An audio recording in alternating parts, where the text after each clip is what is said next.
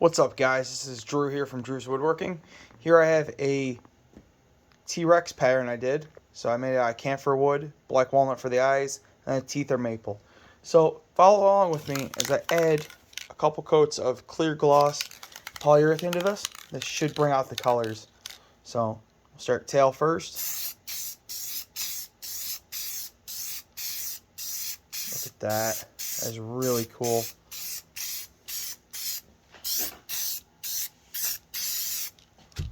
Pretty neat. Check it out. Make sure you guys subscribe, follow the links in the bio, check it all out. Lots of cool stuff. I'm doing dinosaurs, Pokemon, all different stuff. So check it all out. Thanks, guys.